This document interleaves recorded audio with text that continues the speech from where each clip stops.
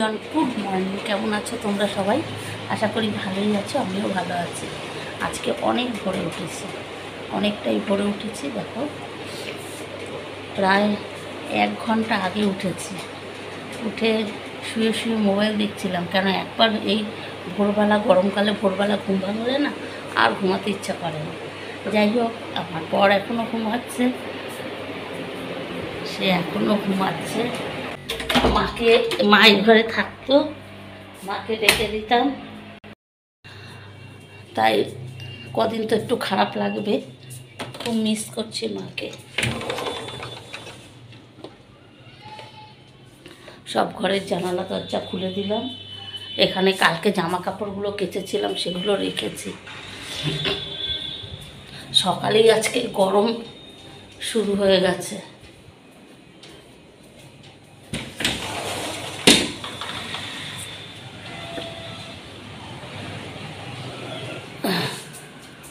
ঠিক আছে, চলো আবার পরে আসছি।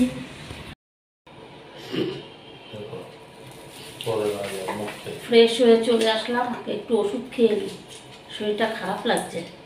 গ্যাসের ওষুধ খেতেই মনে থাকে না।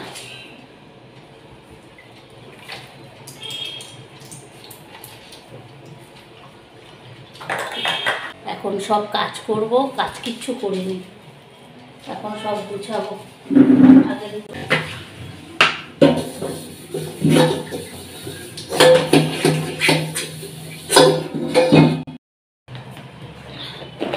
কাজে ঢোকার আগে একটু বিস্কুট খেয়ে জল খেয়ে নিই। প্রচণ্ড না সকালবেলা উঠি আজকে মাথা ধরেছে, খুব মাথা ধরেছে। এখন গ্যাসের জন্য কি না জানি না, যেন গ্যাসের ওষুধও খেয়ে নিলাম। এখন একটু বিস্কুট খেয়ে জল খেয়ে নিই, তারপরে কাজে। কারণ চা খেতে দেরি হবে, হাজবেন্ড ফ্রেশ হয়ে আসবে তারপর।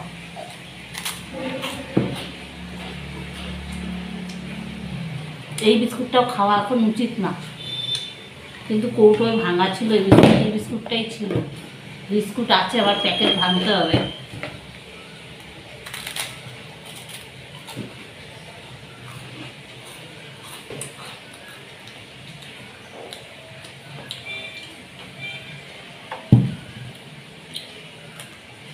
তাড়াতাড়ি ঘুম ভেঙে গেছে, আরো বিরক্তিকর ব্যাপার।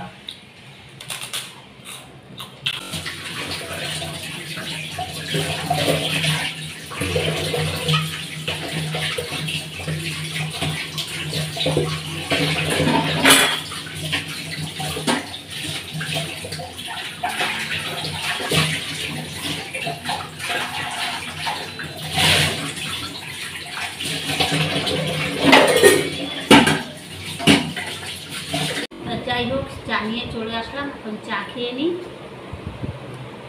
তারপরে রান্নাঘরে ঢুকবো। ঠিক আছে,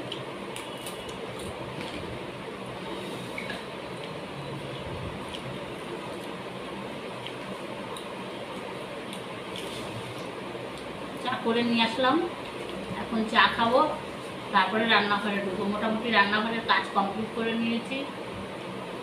ওইদিকে বিছানাপত্র সব তুলে নিয়েছি, বাসির কাজ মোটামুটি কমপ্লিট হয়ে গেছে।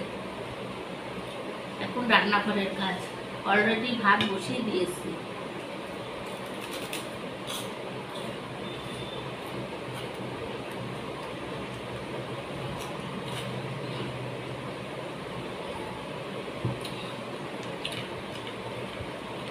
এই বিস্কুটটা খেতে না ভীষণ ভালো লাগে, কিন্তু প্রচন্ড গ্যাস অম্বল হয়। খেতে ভালো লাগে।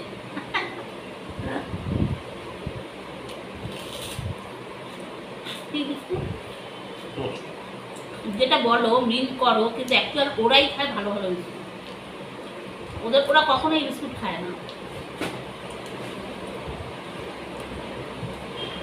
রাস্তায় যখন সবাই কিনে দেয়, কখনো এই বিস্কুট কিনে দেয় না। তাহলে ওরাই স্ট্যান্ডার্ড। রান্না প্রায় কমপ্লিটের মুখে, চা খেয়ে এসে রান্না বসিয়ে দিয়েছি। এই হচ্ছে সোয়াবিন, হচ্ছে আজকে আমাদের নিরামিষ মেনু। আরও রান্না করে টেবিলে রেখেছি, পরে দেখাচ্ছি কী কী রান্না করেছি। তো তাড়াতাড়ি উঠি না কেন, দেরি হয়ে যায়। ওই দেখো বাজে 9টা বেজে গেছে। এরপরে আটা মাখবো, তারপরে রুটি করবো। এই হচ্ছে ব্যাপার। প্রচণ্ড হারে গরম লাগছে। সকালবেলা না এত গরম লাগে, আর সকালে এত চাপ থাকে কাজে, কি বলবো। এই দেখো রোদের কোনো তেজ নেই, রোদের কোনো তেজ নেই। এরপরে রোদ উঠবে আর ফাটিয়ে গরম পড়বে এরপরে। ঠিক আছে, চলো রান্নাটা করে নিই।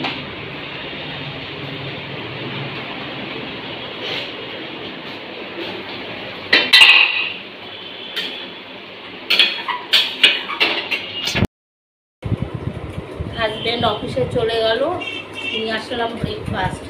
এই যে দই আর মুড়ি। ঘর পুরো ফাঁকা। এই কয়েকদিন একটা অভ্যেসে পরিণত হয়ে গেছিল, মার সাথে সময় কাটানো সেই ছোটোবেলার মতো। সকালবেলা একসাথে ব্রেকফাস্ট করা। এই আমার বর চলে যেত, তারপরে 10টা থেকে 10:30টার মধ্যে মা আর আমি ব্রেকফাস্ট করতাম। মা খেতে যেত না, বলতো তুই আর আমি একসাথেই খাবো, দুপুরবেলা তুই আর আমি একসাথেই খাবো। ওই একটা অভ্যেস হয়ে গেছিল। যাই হোক, কী করবো, মনটা খুব খারাপ লাগে। এত কষ্ট হয় এক এক সময়, ভীষণ কষ্ট হয়। মারও খুব কষ্ট হচ্ছে আমি বুঝতে পারি, মাও ফোন করে, খুব কষ্ট হয় সত্যি কথা। সেই ভাবি যে মার মতো কেউ না। মা যা বোঝে ছেলে মেয়ে ব্যাপার, আর কেউ বোঝে না, এটা কিন্তু ঠিক একদম। মা মাই হয়, মার বিকল্প কিছু নেই, একদম এটা ঠিক। এই কদিন তাই খুব খারাপ লাগছে। কালকেও হাজব্যান্ড অফিস গেছে, কালকে পরশু দিন এসেছি, ছুটি ছিল, অতটাও বুঝিনি। কালকেও একা ছিলাম, আজকেও মানে এত খারাপ লাগে না, কি আর বলবো, কিছু করার নেই। মাকেও আমি বুঝাই তুমি মন খারাপ করো না, মাও আমাকে বোঝায় তুই মন খারাপ করবি না। রোজ বিকেলবেলা বোন আসতো, 3জন মিলে মায় ঝিয়ে সবাই মিলে গল্প করতাম, হাসি ঠাট্টা। সময় যে কীভাবে চলে গেল একটা মাস বুঝতে পারিনি। দুই বোনেরই মনটা খুব খারাপ। এই গেছে, তারপরে হাঁটতে পারে না, একদম হাঁটতে পারে না। ট্রেনে বাসে মাকে নিয়ে আসার সময় তো গাড়ি করে এসছে, অতটা বোঝেনি। আর যাওয়ার সময় ট্রেনে বাসে গেছে না, মার খুব কষ্ট হয়েছে, মার পায়ে ব্যথা ভীষণ বেড়েছে।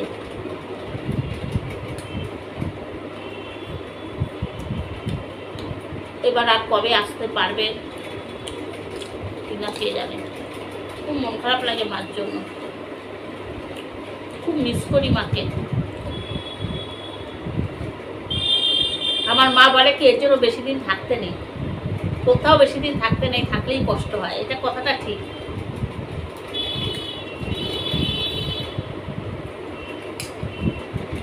কথাটা একদম ঠিক বলেছ।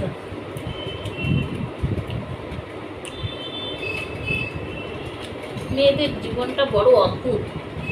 দুপুর বন্ধুরা, এই দেখো এই হচ্ছে আজকের আমার লাঞ্চ মেনু। আছে হচ্ছে আলু সিদ্ধ মাখা, আছে বেগুন ভাজা, এখানে আছে সোয়াবিন, আর আছে টক ডাল, তেঁতুল দিয়ে টক ডাল। এই হচ্ছে আজকের আমার লাঞ্চ থালি। এখন খাওয়া দাওয়া করে নিই। আজকে টক ডাল করেছি, কেন বলো তো, এই টক ডাল আর আলু সিদ্ধ মাখা হলে আর কিচ্ছু লাগে না, আমার লাগে না, আমার হাজব্যান্ডের লাগে, কিন্তু আমার লাগে না। তার সামনে তো লঙ্কা ভাজা দিয়ে আলু সিদ্ধ মাখতেও পারি না, কাঁচা লঙ্কা দিয়ে মাখতে হবে। যাই হোক, আজকে পুরো নিরামিষ মেনু আমাদের। এখন খাওয়া দাওয়া করি। বাজে 2:10। এই সময়টা মা আর আমি খেতাম, আর এখন একা একা খেতে হবে। এই হচ্ছে ব্যাপার।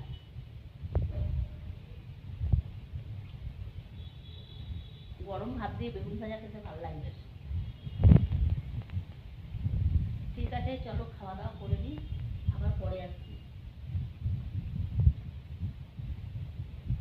লঙ্কা